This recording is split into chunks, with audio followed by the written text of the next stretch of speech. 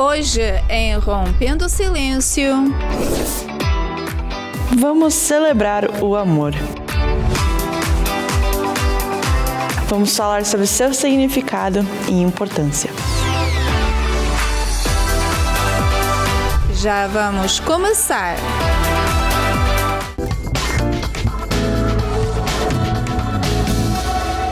Bem-vindos a mais um episódio do Rompendo o Silêncio. E hoje com um tema super especial, Sandra, em comemoração ao Dia do Amor. Vamos estar falando muito sobre o amor. As nossas convidadas, elas vão esclarecer muita coisa. O que é o amor, o que é amor à primeira vista. Sim, vão ajudar as pessoas que estão com problema, que acham que o seu casamento, que o seu relacionamento já está por um fio. Então nós estamos aqui para dar informação e proporcionar ajuda àqueles que precisam nessa área. Então fiquem ligados à nossa primeira matéria e nós já voltamos. Sentir-se amado e amar uma pessoa é um sentimento quase inexplicável. O amor é uma das 5 emoções básicas presentes em todos os seres humanos e tem uma clara função de sobrevivência. Mas ao contrário do que imaginamos, o amor também está localizado em todo o corpo, não apenas no coração. O Dr. Harry Hayes, co-editor da Enciclopédia de Relações Humanas, afirma que uma forma mais calma e estável de amor precisa ser sentida, a fim de ter benefícios claros para a nossa saúde. O amor produz uma liberação de endorfinas em nossos corpos, o que aumenta a sensação de felicidade e nos permite desfrutar mais da vida. E esses hormônios de felicidade melhoram o funcionamento do nosso sistema imunológico, melhorando assim nossas defesas. Também, segundo os estudos da Universidade de Harvard, graças à produção de dopamina, oxitocina e adrenalina pelos sentimentos de amor, o risco de doenças cardiovasculares diminuiu em grandes níveis. O amor beneficia a saúde, não apenas nossos primeiros momentos de apaixonamento, mas também quando nos sentimos mais estáveis e calmos com os nossos parceiros de muitos anos. Sem dúvida, o amor é bom para a nossa saúde e promove uma vida de extrema felicidade.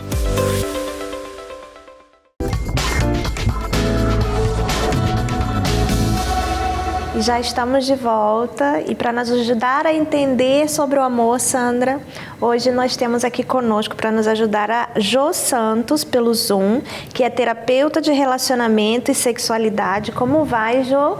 Seja bem-vinda. Tudo bem. Obrigada, é um prazer estar aqui com vocês hoje. O prazer é nosso, Jo. E nós gostaríamos de começar perguntando se há como explicar o amor, né? O que é o amor? Então, eu gosto de explicar o amor para as minhas clientes da seguinte maneira: o amor é um sentimento, mas é um sentimento que ele precisa de vários outros sentimentos para se manter, como respeito, compreensão, admiração, desejo, interesse genuíno. Então, é como se fosse uma caixinha denominada amor, mas dentro dessa caixinha tem vários outros sentimentos que são importantes para o amor ser saudável e conseguir produzir em nós todos os benefícios que ele é capaz de produzir. E na matéria falou-se muito sobre amar a nós mesmos. E esse amar a nós mesmos também é sano para o relacionamento? Sim. O amor próprio, ele é a base de todos os outros afetos. Desculpa. Então, quando a gente consegue se amar, entender a importância de se conhecer, de entender os próprios limites, entender os valores, isso beneficia a maneira como nós nos colocamos num relacionamento, a maneira que nós escolhemos uma parceria para viver um relacionamento. Vai implicar na qualidade dessas relações. Enquanto é esse dito que fala, se você não ama a si mesmo, como irá amar outra pessoa? Então, isso é uma verdade, porque a gente entende o amor a partir das nossas vivências, das nossas experiências. Nós vamos buscar esse amor no outro a partir de como a gente percebe ele. Então, se eu não tenho um afeto, um amor por mim, uma boa relação comigo, quando eu encontrar uma outra pessoa, eu vou depositar nessa pessoa todas as minhas necessidades inclusive aquelas que somente eu posso me dar. Por não entender isso, eu busco no outro, né? Eu acabo projetando no outro todas as minhas inseguranças e medos referentes ao amor. Porque essa é a minha próxima pergunta, que a gente busca nos outros o que a gente não dá, não? Uhum. Exatamente. É até uma questão de imaturidade emocional. Então, se eu não me sinto madura, se eu não consigo me amar, me entender quais são as minhas necessidades, eu projeto no outro. Porque o olhar inconsciente é o seguinte: o outro é adulto, o outro é capaz de me entregar aquilo que eu não consigo. Então, essa responsabilidade é do outro. E nós hoje ouvimos muito falar sobre o amor tóxico, né? Será que essa falta de amor próprio gera um relacionamento tóxico? Sim, tem essa possibilidade.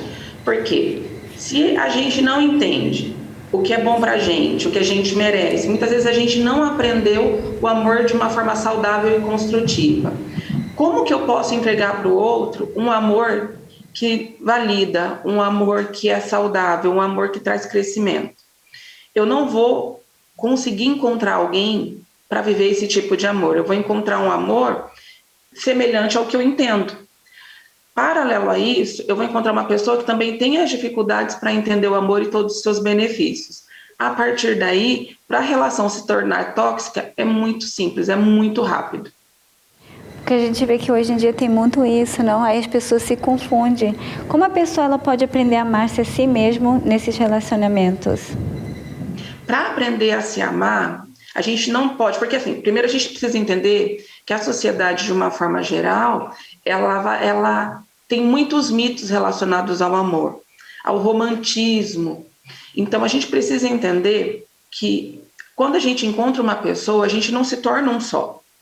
Nós continuamos sendo nós, a outra pessoa continua sendo ela, e somos duas pessoas diferentes, com criações diferentes, com pensamentos diferentes, unidas por um sentimento. Então a gente precisa saber quais são nossos valores, nossos interesses, para conseguir alinhar isso e a partir daí construir uma relação saudável. E nós podemos dizer que o autoconhecimento é o caminho para ter esses relacionamentos saudáveis?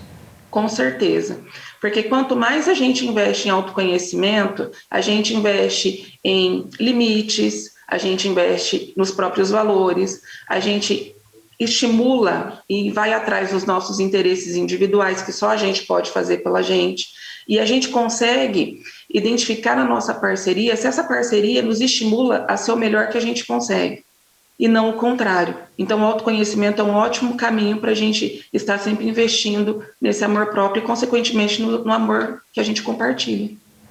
E você estava falando da importância de a gente ter essas Individualidades. No relacionamento, quanto importante é isso? É muito importante a gente não se perder, porque a admiração é uma das bases de uma relação gostosa, de uma relação funcional. Então, quando a gente preserva a nossa individualidade, a gente consegue não se perder, consegue entender as necessidades próprias, a gente consegue entender as necessidades da parceria e consegue lidar com consenso quando aparecem as dificuldades e os desafios num relacionamento, porque eles vão sempre aparecer. E nós sabemos que numa relação sempre um se doa mais, né? Então, existe um termômetro, uma dosagem de quanto uma pessoa pode se dedicar a essa relação sem perder essa individualidade da que a gente está falando? Eu gosto sempre de colocar que num relacionamento, a responsabilidade pela funcionalidade dele é 50% para cada um, quando a gente fala de uma relação, né, entre duas pessoas. Mas é muito importante, além de quantificar, a gente qualificar. Então, como que eu sei que eu estou investindo bem na minha relação e não estou me perdendo? Eu consigo entregar o mesmo interesse, as minhas questões individuais, as questões que só dizem respeito a mim, aos meus projetos, aos meus sonhos, eu consigo dedicar isso também à minha relação? Eu consigo dedicar o mesmo interesse, tanto para mim quanto para a relação e para a parceria, sem me sentir culpada ou angustiada, como se eu estivesse fazendo algo errado com isso? Se a resposta é sim, consigo caminhar por esses 2 cenários, entendendo que são importantes para a minha vida fluir de uma forma agradável e funcional, eu estou investindo correto. E como não se tornar egoísta? Muitas pessoas confundem, né, a individualidade com o egoísmo. Mas egoísmo é quando a pessoa ela só se importa com o que é interessante para ela. Ela não está nem aí para o que é interessante para outra pessoa. Individualidade é entender o que é importante para mim, sem descaracterizar, sem me sentir desinteressada pelo que é importante para o outro. Então, é importante que eu me enxergue, que eu me importe com as minhas questões individuais e a minha parceria também. E o que essa falta de individualidade pode gerar numa relação, né? Quais são os impactos dessa falta de individualidade numa relação? Geralmente, o que eu vejo muito quando a pessoa ela não tem individualidade, ela se torna um personagem. Ela fica muito preocupada em atender todas as necessidades da parceria, até pelo medo de não ser trocada, pelo medo da solidão, então ela se torna uma extensão da outra pessoa. Então, é muito comum pessoas se tornarem dependentes emocionais a partir da falta de identidade, que acaba decorrendo dessa falta de individualidade, de autovalorização. E como então se pode manter-se um balanço entre os dois?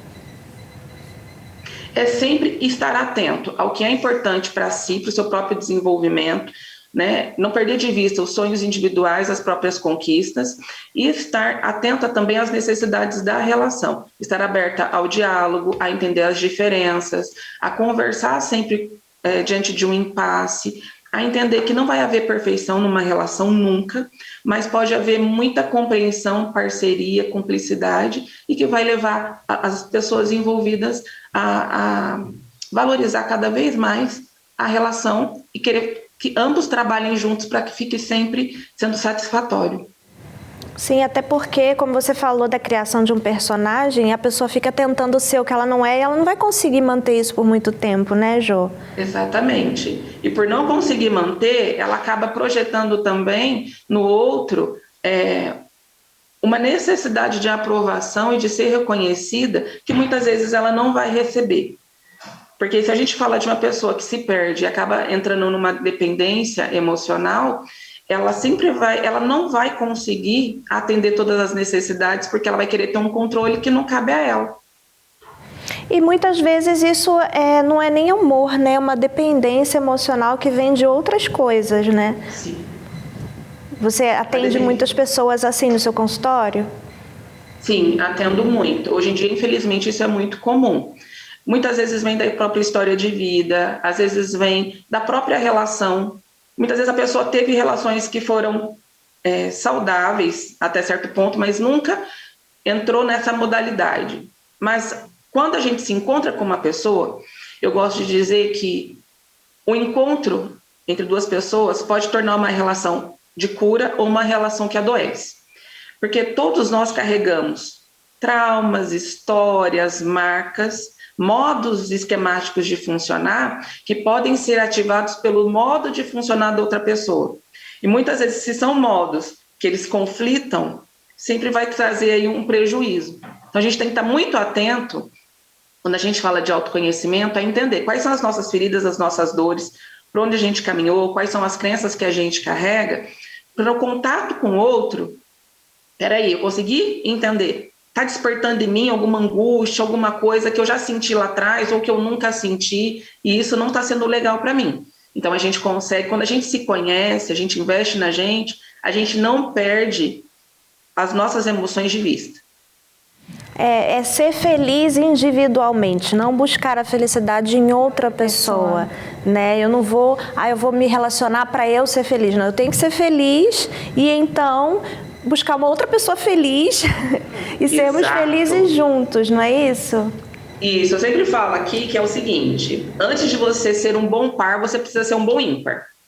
Se você é um bom ímpar, você tem rede de apoio. Você não abandona amigos, não abandona família, não abandona interesses pessoais, não abandona carreira quando você se apaixona. Você entende que aquilo ali vem para acrescentar, vem para agregar você. E não que você precisa abrir mão de todas as outras funções da sua vida para se dedicar exclusivamente àquele relacionamento. Então, por quê? Se o relacionamento ele termina, você tem outras pernas, digamos assim, para se apoiar, para se recuperar.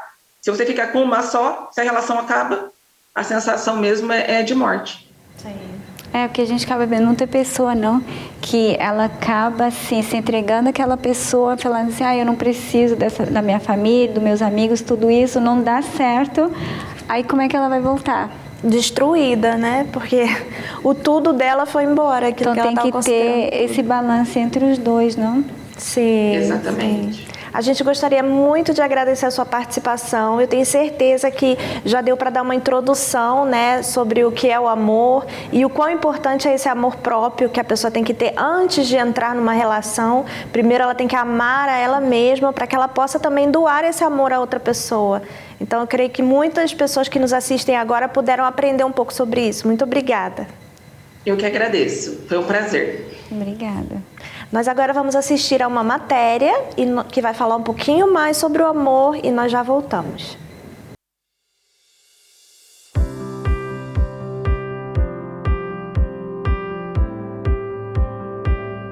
Apaixonar-se é uma das coisas mais maravilhosas que podem acontecer a qualquer ser humano.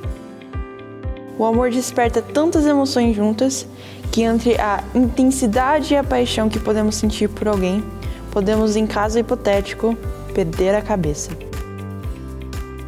O conhecimento desse fenômeno levou a centenas de pesquisas a fim de encontrar fatos interessantes sobre o amor. O amor tem uma idade? Qual a melhor idade para se apaixonar? Ou para se casar? Acredite ou não, a ciência se propôs ao desafio de encontrar as respostas corretas para essas perguntas. E, de certa forma, chegaram a uma conclusão. Encontrar a idade certa para se apaixonar não é uma questão simples. Os pesquisadores do Instituto para as Famílias encontraram que a idade perfeita para se casar para reduzir a probabilidade de divórcio é entre 28 e 32 anos de idade. Não tem muito a ver com o fato de que se deve ou não casar-se. O objetivo é ver a predisposição de muitas pessoas mais velhas de não se comprometerem até esse ponto, pois pode não haver a possibilidade de casamento, mas sim de amor. Enquanto tentam realizar pesquisas sobre isso, para muitos de nós está claro que não há idade para o amor. A primeira e a mais importante coisa é entender que o papel da diferença de idade em um casal não é o mesmo entre um jovem e um adulto e entre dois adultos. Quando um parceiro é adolescente ou muito jovem e o outro é adulto e tem 10 ou 20 anos de diferença, podem haver dificuldades, pois estão em estágios muito diferentes da vida e do desenvolvimento. Os níveis de maturidade são tão diferentes que o adulto pode carregar todo o peso da relação, tornando-se mais uma figura paterna ou materna, ou até mesmo impedindo inconscientemente que o outro se relacione com pessoas de sua própria idade. Por outro lado, esses problemas podem não ocorrer em um casal cujos membros estão juntos há muitos anos, mas em que ambos são adultos, pois as diferenças não serão tão grandes e eles poderão compartilhar responsabilidades em um projeto conjunto. A verdade é que não há estudos que provem que existe uma certa idade para se apaixonar. Isso depende do casal e de como eles estão determinados a levar a relação adiante. É claro que eles devem estar cientes e compreender o estilo de vida um do outro. E podem experimentar e encontrar uma maneira de garantir que a chama da paixão nunca se apague.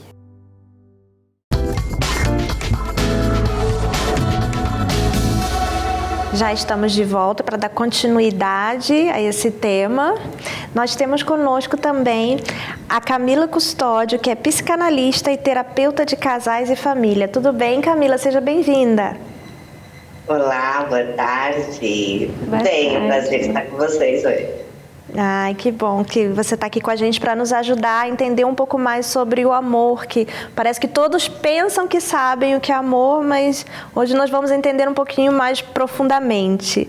E Camila, como nós vimos na matéria, o amor para amar não tem idade. Mas será que a diferença de idade entre casais pode afetar um relacionamento? E se pode, como que pode afetar? Então, eu acredito que o conflito geracional, ele pode afetar, sim.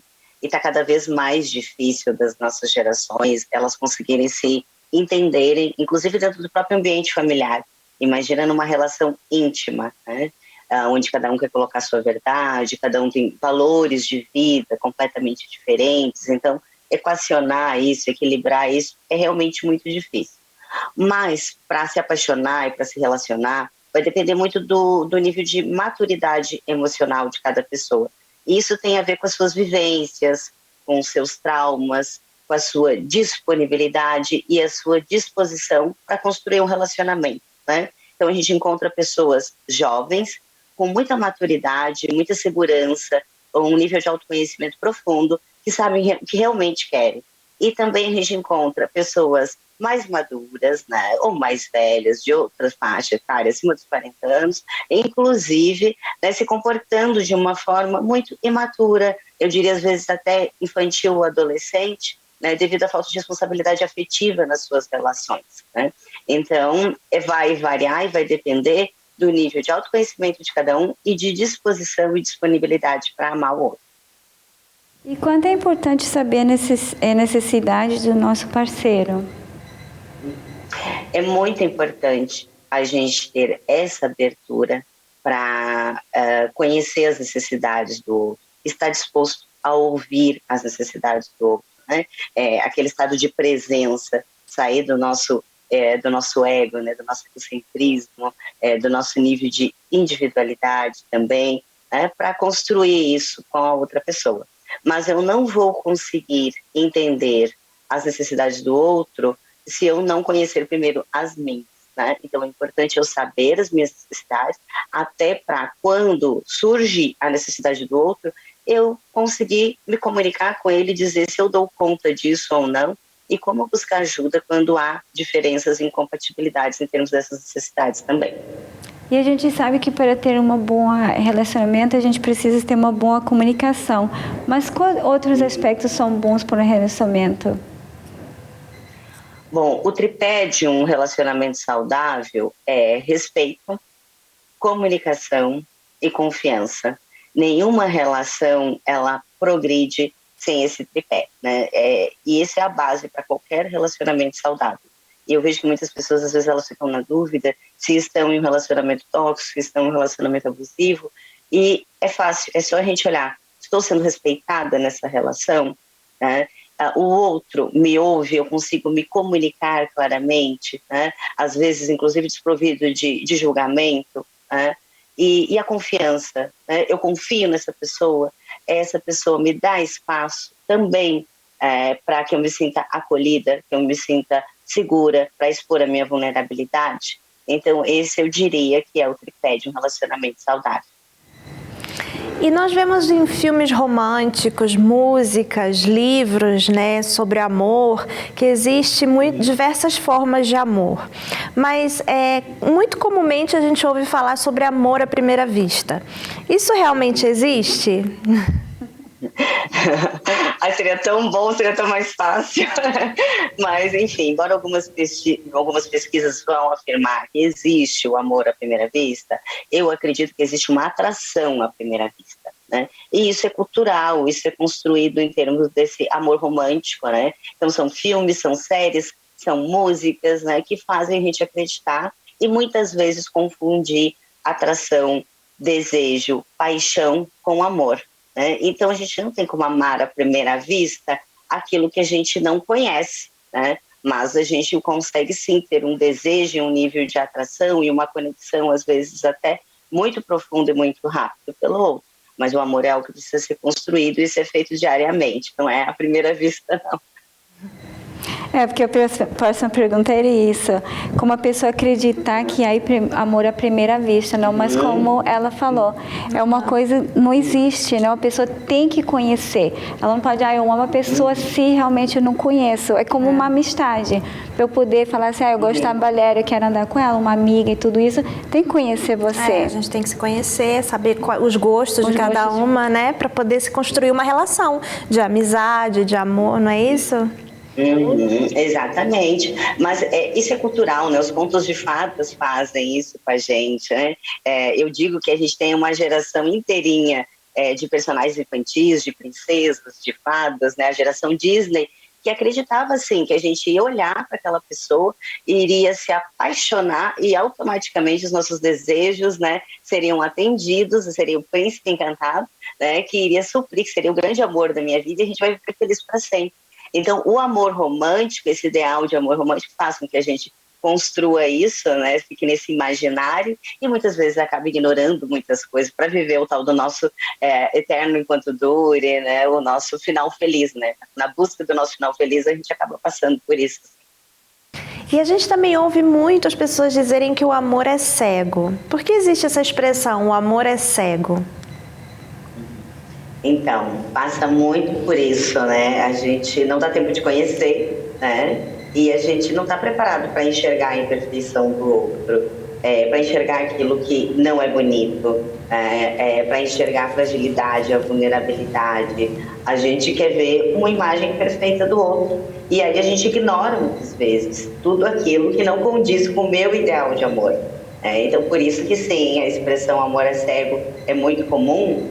A gente vê isso até pelo curto prazo, o período tão fugaz dos relacionamentos hoje, né? Não deu tempo de conhecer, também não dá tempo de amar. E aí depois quando a pessoa sai daquela relação, ela olha e enxerga, né, todos os defeitos, entre aspas, ou todas as incompatibilidades daquela relação, daquele ideal romântico que ela construiu muito mais na cabeça dela do que propriamente o outro estava transmitindo para ela. Isso também é fruto da nossa criação, assim, da nossa cultura.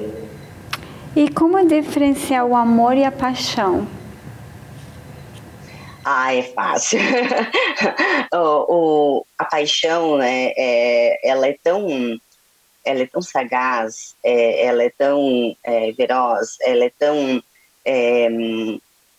tão fogo, né, que o nosso organismo ele não consegue ficar apaixonado por muito tempo.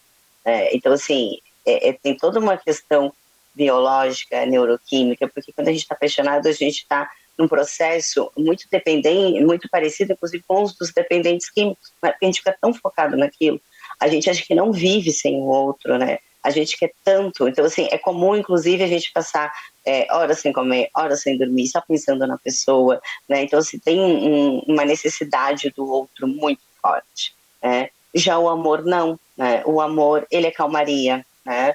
O amor, ele é um lugar de segurança, o amor é um lugar de confiança, o amor é um lugar, inclusive, de vulnerabilidade, né? O amor, ele não é um lugar de medo, né? E muitas vezes as pessoas confundem e elas ficam tanto só nos estágios da paixão, nos seus relacionamentos, que quando elas entram nesse processo de calmaria, porque a paixão, ela dura aí entre 6 meses, né? De 3 meses, 6 meses, no máximo 2 anos, né? E quando isso muda, ela acha que não ama mais, ela acha que não é mais a pessoa ideal do outro, ou acha que o outro daqui a pouco não a satisfaz, né? Porque ela não se sente mais insegura, ela não tem mais medo de perder. E aí ela acha que aquele amor ali já não é mais amor, enquanto que na realidade ela estava só apaixonada. Então a gente precisa também se preparar para essa desconstrução da paixão, né? Para que ela termine, vire um amor, vire uma amizade, ou vire algo saudável, né? Simplesmente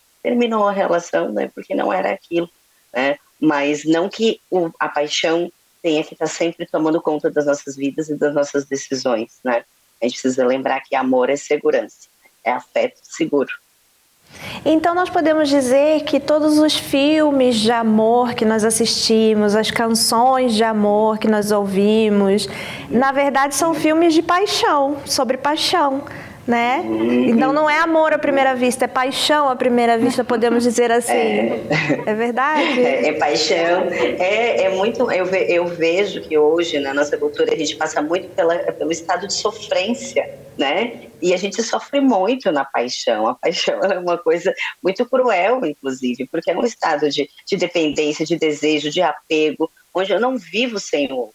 E se o outro não está ali, meu Deus, a minha vida fica sem sentido, ela fica vazia, né? Eu vivo muito mais em prol do outro, né? Ou de atender simplesmente esse desejo que eu tenho, passa por essa coisa de atração sexual também, né? De toda essa tensão, do que esse estado de segurança, de afeto, de carinho, de cuidado, de fragilidade, né, de acolhimento, que isso também é amor, né? E essa sofrência toda, muitas vezes não deixa, né, não permite que a gente enxergue isso também nas relações.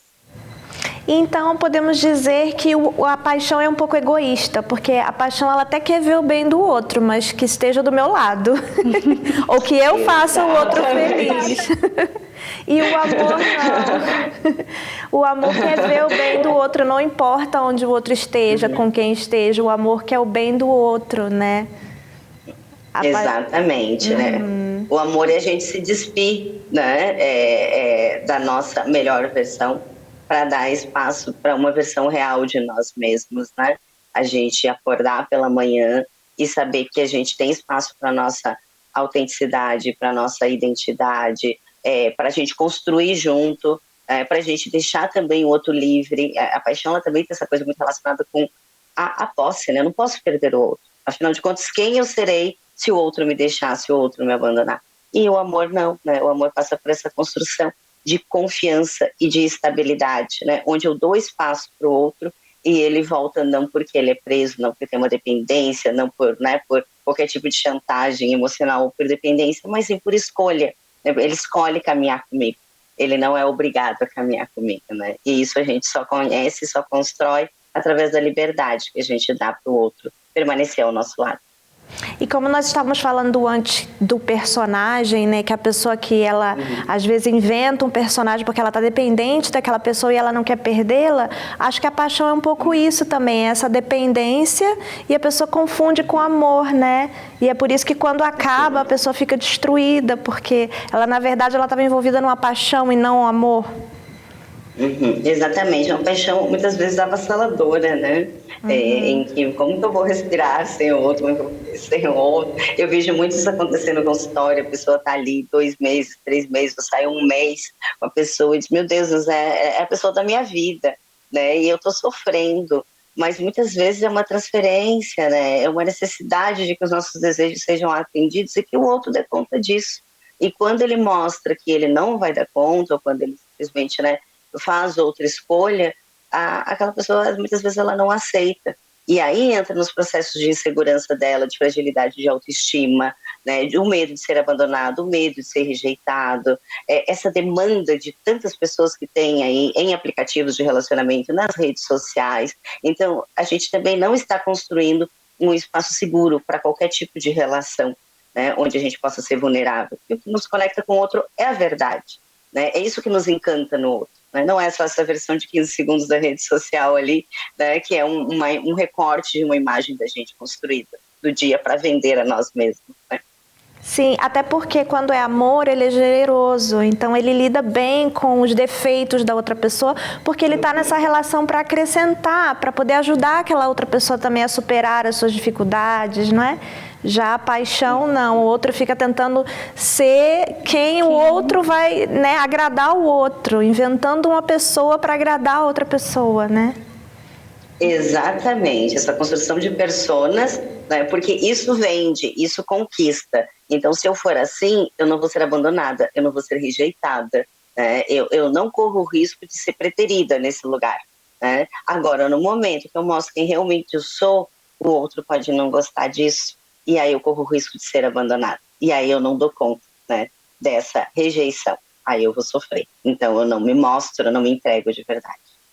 Mas quando existe o amor, há essa compreensão aos defeitos do outro, né? Então, amor é um assunto muito amplo, né? Nós temos muita coisa para falar ainda sobre isso. Nós pedimos que você nos aguarde, que nós ainda temos outras perguntas para fazer para você na próxima parte do nosso programa. Nós agora vamos assistir a um vídeo e depois nós voltamos comentando sobre ele e depois voltamos com você, Camila. Obrigada. Pensa rápido. Como você definiria sua vida amorosa? Tem que falar no microfone? Um total fracasso, né? A coisa tá bem feia. Eu já vi pior. Tinha tudo pra dar errado. Eu vim de uma família já desestruturada e ele também veio com um temperamento muito diferente de mim. Assim, eu nunca pensei, assim, de ter arrependido de ter conhecido ela, ter casado com ela. Mas ela é bem diferente. É totalmente o oposto.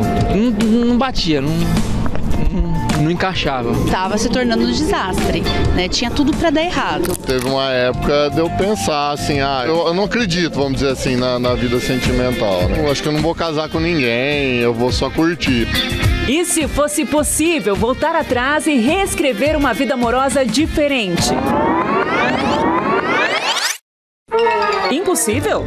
Peraí, quem segue os ensinamentos dos nossos especialistas diz o contrário. Você usa a humildade para reconhecer, para aceitar o que o espelho está te mostrando. E você fala, poxa, tá errado. O que eu vou fazer? Como é que eu vou consertar isso? Ao invés de brigar com o espelho, olhar para si e falar, o que eu vou fazer?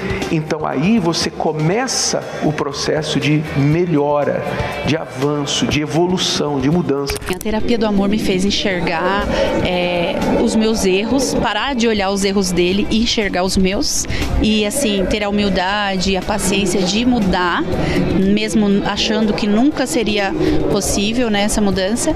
E ele também. Nos ensinou, na realidade, como manter o casamento. Hoje a gente tem diálogo, hoje a gente conversa. Foi, né, participando das palestras, né, que eu conheci a minha esposa. E deu certo, né?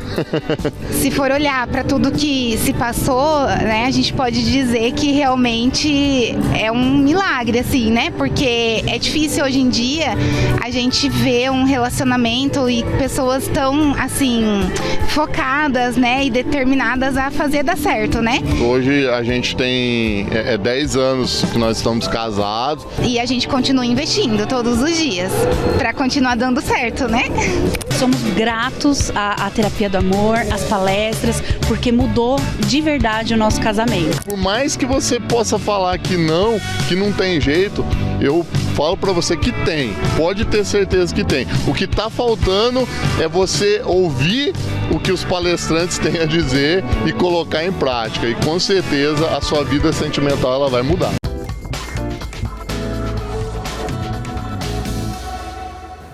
Viu só, Valéria, como a Escola do Amor tem ajudado muitas pessoas? Sim, casais que estão ao borde da separação têm sido ajudadas pela Escola do Amor, pessoas que passaram por relacionamentos frustrados e hoje em dia estão aprendendo como construir uma relação saudável. E é por isso que também vamos agora assistir um outro vídeo em que a Escola do Amor pesquisou 5 coisas que mulheres querem ouvir dos maridos. Então acompanhe-nos. Sueli, o que mais você gostaria e gosta de ouvir do seu marido? Que eu gosto de ouvir quando ele fala que eu tenho que me arrumar melhor, arrumar o cabelo, passar um batom. Os elogios, ele fala também? Fala, quando eu me arrumo, ele fala, nossa, hoje você tá bonita, tá arrumadinha. Fica até com um pouco de ciúmes. É? Sim. O que o senhor acha que ela gosta de ouvir do senhor? Que eu seja fiel, que a gente esteja juntinho até nos últimos dias das nossas vidas. Fala, senhora, então, o que a senhora tinha falado? Eu falei que ele sempre fala que eu tenho que me arrumar, pintar o cabelo, passar um batonzinho. Ficar sempre arrumadinha, é isso que ele fala pra mim. Aí você errou, e aí? E agora? Eu gosto quando ele fala que me ama, quando ele me fala que eu tô bonita e que eu tô cheirosa. É? Isso. E com qual constância que ele tem falado essas coisas pra você? Todo dia. Vou chamar ele aqui agora, eu vou fazer a pergunta separada pra ele. Ele acerte, né? O que você acha que ela falou? Eu te amo. Eu te amo. O que mais? Você tá linda. Com qual constância que você fala essas coisas pra ela? Todo dia. Todo dia você fala? Todo dia. Não fala todo dia. Como mulher independente, moderna, nesses anos atuais, né? Além de ouvir, a gente quer um cara que seja parceiro, companheiro pra todas as horas, né? Que ele mostre ali no dia a dia que estamos juntos mesmo pra tudo que vier. Eu acredito que muito mais do que palavras é a atitude, né? Eu gosto muito de ouvir que eu sou inteligente e que vai me dar suporte, vai me dar apoio naquilo que eu quiser, na minha carreira, enfim. Raramente você ouve de um namorado de que Você acha que falta, então, palavras de apoio dos homens pra com as mulheres? Acho. Quando você ouve palavras como essa que você gosta, qual é a sua reação? Ai, primeiro eu fico meio sem graça, eu fico meio sem jeito, porque, como eu disse, é pouco comum você ouvir isso. E depois eu fico muito feliz e dá uma satisfação, né? Aquele quentinho no peito. O que mais você gosta de ouvir do seu marido? Que eu sou linda, que eu sou maravilhosa. Gosto também que ele me dá bastante presente. Com qual constância ele tem feito isso? Olha, pouquíssimas vezes, viu? Quando você ouve, vai nessas raras vezes que você ouve, qual é a sua ação? De que forma você retribui? Felicidades, né? Aí você dá um beijinho, né, pra agradar. Quais os elogios que você mais gosta de ouvir? Que eu sou linda, que eu sou engraçada, que ele gosta de ficar comigo. E ele tem feito esses elogios com qual constância? Todos os dias. Quais as coisas que mais ela gosta de ouvir de você? Ela gosta que eu elogie ela da aparência dela, das atitudes dela, e de apoiar ela nas escolhas dela. Você tem falado isso pra ela com qual constância? Umas 6 vezes por semana, até mais. Quais as palavras que mais você gosta de ouvir do seu parceiro? Que eu posso confiar, que eu sou inteligente. Tem ouvido isso com qual constância? Ultimamente nenhuma, porque, né, tá difícil. As pessoas andam muito superficiais, infelizmente. A conversa já não conta mais. É só a situação apertar um pouquinho que eles já se separam. É assim que andam os relacionamentos. Porque hoje em dia o que tá contando mais é a aparência e o pessoal esquece que a aparência acaba. Então é muito difícil encontrar realmente alguém que se conecte sentimentalmente com a gente. Rafaela, o que mais você gosta de ouvir do seu namorado? Nunca escutei, mas adoraria receber um Pix na minha conta de pelo menos uns R$1.000. É só isso? É só isso, não é muita coisa. O que mais você gostaria de ouvir dele, assim, de elogios? Eu gosto quando ele fala que eu tenho um bom gosto musical, um bom gosto pra roupa, pra música, pra filme, pra livro. E aí, e você tem ouvido isso com constância também? Tenho. Isso você ouve? Sim. Só o Pix que não? O Pix ainda não, mas deveria. Seu marido tá ali do lado, ali, não tá ouvindo o que a gente tá falando. O que mais você gosta de ouvir dele? Eu te amo. Eu te amo. E ele tem falado isso com constância? Todo dia. Todo dia ele fala? Todo dia. O que mais que você gosta de ouvir? Vamos ver se ele vai acertar quando eu chamar ele. Que eu sou bonita. Que eu sou o amor da vida dele. Eu te amo, gatona, gato chamado gatona, eu te amo, todo dia. Foi bem, hein? Faz 38 anos. Ele acertou, né? Acertou. Eu gosto que ele fale que me ame, me elogie, que ele repare na roupa que eu tô vestindo, no meu cabelo, a maquiagem que eu fiz, nas minhas atitudes, ações que eu faço pra ele. Você gosta disso, mas ele tem feito isso com qual constância? Tem, graças a Deus, o meu namorado, ele é uma pessoa incrível. Eu falo que Deus me deu um presente maravilhoso. Seu namorado tá ali agora e não tá ouvindo o que a gente tá falando. O que mais você gosta de ouvir dele? Sobre mim? É. Eu gosto que ele me elogie. Ele me chama de linda quando a gente se encontra de manhã, eu gosto. Acho legal. Ele fala isso sempre? Todo dia. O que mais ela gosta de ouvir que você fale pra ela? Eu acho que é a respeito das piadas que ela conta, esse tipo de coisa. E aí? Não, eu falei que você me chama de bonita todo dia. Eu gosto. Olha aí. Errou então. Normalmente eu gosto de receber elogios de quando eu mostro alguma arte minha ou até mesmo na minha aparência. Que eu deixo ele, assim, fazer o que ele gosta de fazer. E que ele gosta de estar comigo sempre onde ele está e fazer as coisas que ele faz. Você acha que quando eu chamar ele aqui, será que ele vai acertar? Acho que sim. Que ela gosta de ouvir que ela gostaria de ficar eternamente comigo. Você acha que ela falou isso? Eu acho que ela falou. O que foi que você falou? Eu falei que você gosta de eu estar sempre com você em tudo que você faz. Então. Quase isso, né? É, quase isso, eternamente, né? Ela gosta de ouvir eu te amo. Eu te amo. Gosta. E você tem falado isso pra ela com qual constância? 20 anos, né? Eu te amo.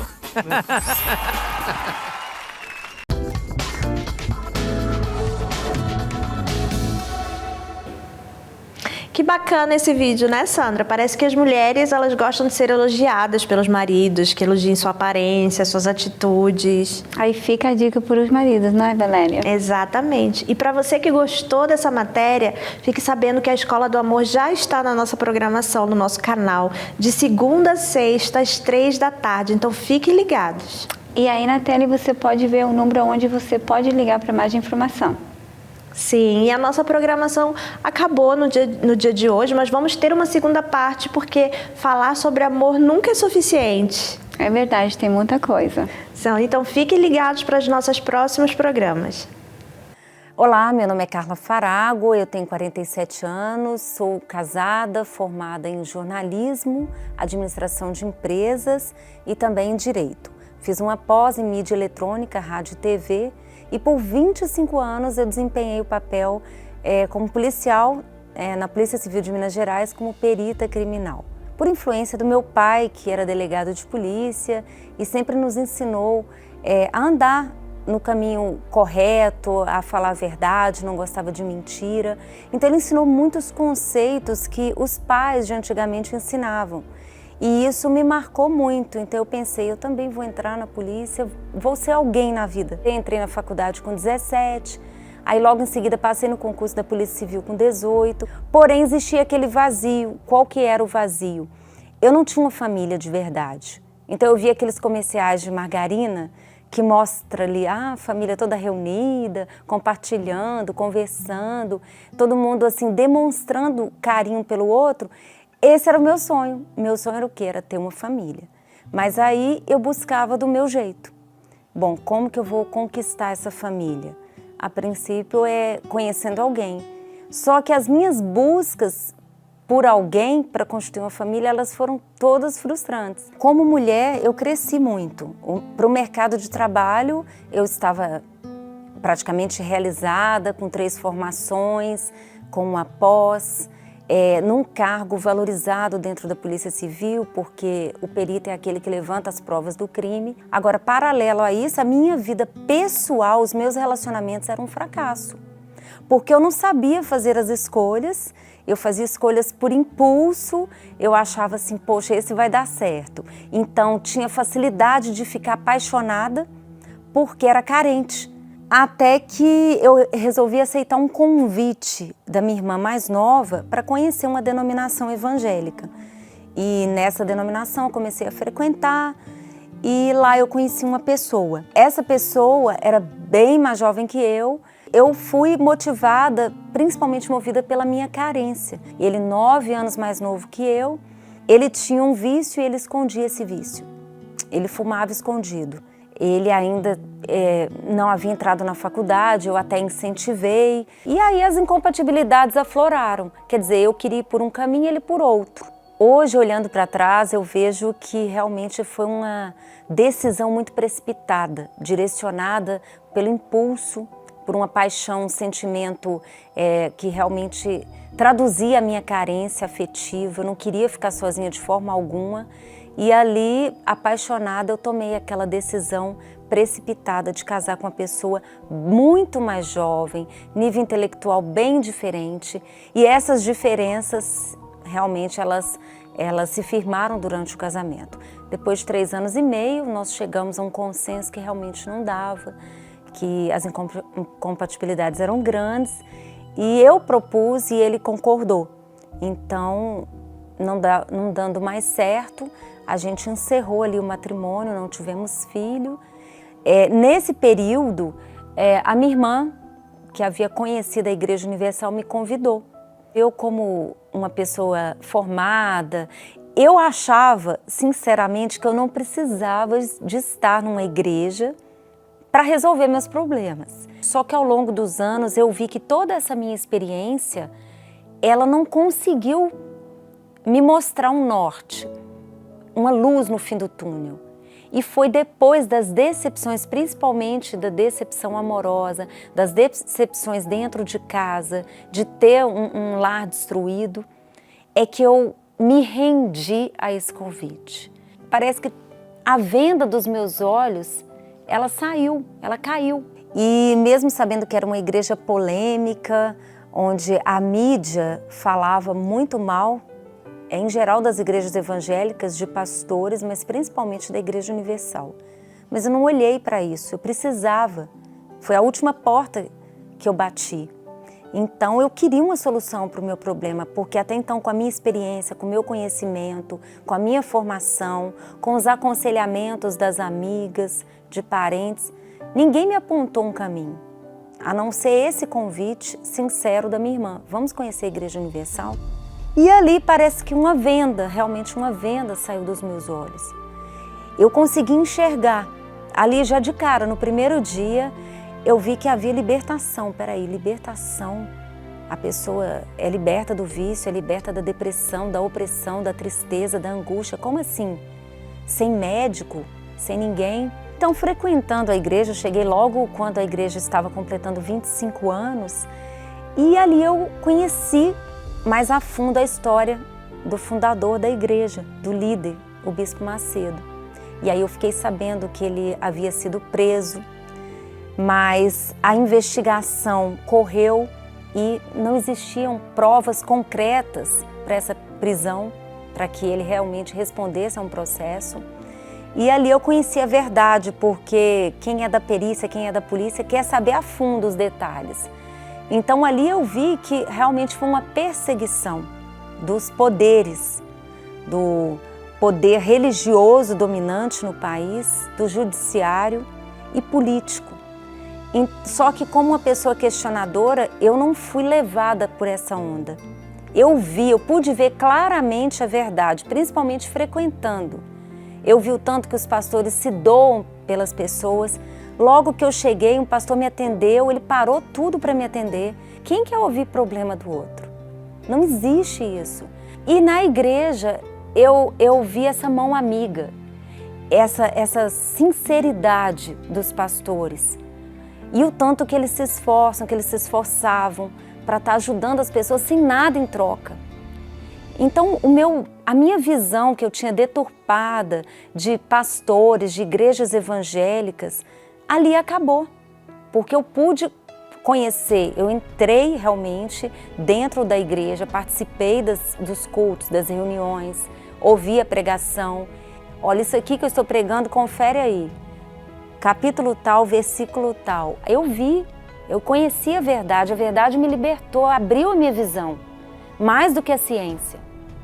Então aí eu comecei a me sentir bem, porque à noite eu dormia antes e eu tinha pesadelos com as perícias, porque é um trabalho duro, é um trabalho pesado. Você lida com violência, você lida com corpos, você lida com crime, você lida com a tristeza da sociedade, e consegui realmente conciliar todo o meu aprendizado com a fé. Eu descobri a fé, que abriu a minha visão enquanto pessoa, enquanto mulher. Eu me senti mais segura. Eu comecei a me entregar a esse Deus, eu comecei a me entregar ao Senhor Jesus, eu comecei a abrir meu coração. Eu que buscava tanto numa outra pessoa suprir as minhas carências, eu achava que o sinônimo de felicidade era encontrar um marido. Esse era o meu sonho, desde criança, formar uma família e aquele comercial de margarina se realizar. Mas ali, a partir do momento que eu fui me entregando ao Senhor Jesus, eu fui descobrindo o verdadeiro amor, aquele amor que me amava do jeito que eu era, com as minhas falhas, com os meus defeitos, que me aceitava, que havia me escolhido, que falou comigo: filha, eu te amo, eu morri na cruz para te salvar, fui eu que te chamei. Você chegou até aqui, mas fui eu que te escolhi. Então todas as suas lágrimas eu estou enxugando a partir de agora. Eu me batizei nas águas, eu me entreguei, mas eu queria ser batizada com o Espírito Santo, eu queria ter essa experiência. Eu ouvia falar que ele era tudo de bom, que ele era maravilhoso, e eu nem esperava. Numa quarta-feira, 3h da tarde, a igreja não estava nem muito cheia, estava até razoavelmente não muito cheia de membros, de pessoas. Mas ali eu me derramei, falei: Senhor, eu quero te conhecer, eu não aceito mais sair daqui do mesmo jeito. Quando eu deixei tudo que eu sabia de lado, quando eu me desvencilhei de tudo, quando eu abdiquei do meu eu, porque o meu eu era muito forte. Principalmente quando uma pessoa ela tem um currículo bom, ela começa a se achar, ela começa a achar que olha como que eu conquistei isso, que eu conquistei aquilo. Então ela acha que tudo é mérito dela. Então, quando eu deixei tudo isso de lado, quando eu me humilhei na presença de Deus, aí sim eu pude conhecê-lo e pude descobrir o que era a verdadeira felicidade. E ali eu fui batizada com o Espírito Santo e assim, foi a melhor coisa que aconteceu na minha vida. Foi no dia 11 de janeiro de 2006, eu não me esqueço dessa data.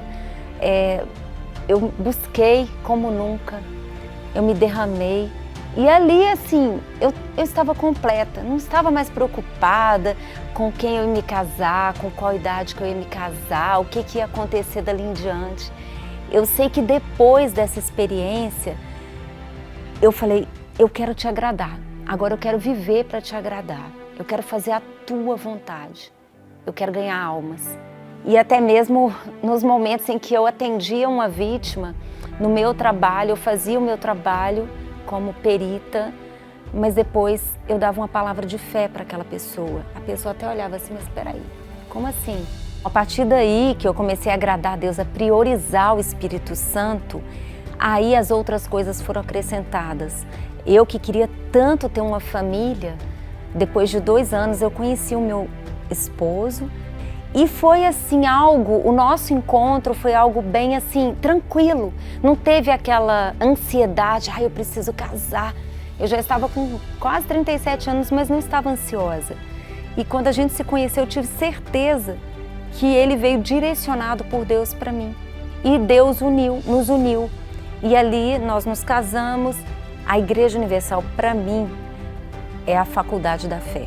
É algo que nas faculdades, nos centros universitários, nos cursos de pós, nenhum deles conseguiu chegar aos pés do que eu aprendi aqui. Aqui eu aprendi a ser forte, aqui eu aprendi a crer, eu aprendi a vencer, a acreditar no meu potencial, acreditar que Deus é comigo, que Ele nunca me deixou, que Ele nunca me desamparou, nem vai me desamparar. Eu estou há 18 anos na Igreja Universal e eu falo categoricamente como perita criminal, como jornalista, bacharel em Direito, com toda a minha formação, pós-graduação, tendo convivido no meio acadêmico, se essa instituição não tivesse credibilidade, não fosse uma instituição séria, no primeiro indício, eu já teria saído. Eu não ficaria num local onde eu não tivesse credibilidade nesse local e no seu líder. Então, se tivesse qualquer suspeita, eu jamais teria permanecido, inclusive enfrentado preconceito no trabalho e até dentre os parentes. Hoje eu sou valorizada porque eu conheci a Deus, eu deixei tudo de lado e realmente me rendi a esse Deus. Vale a pena você conhecer, esse convite está aberto para você, mulher, descobrir o seu valor aqui.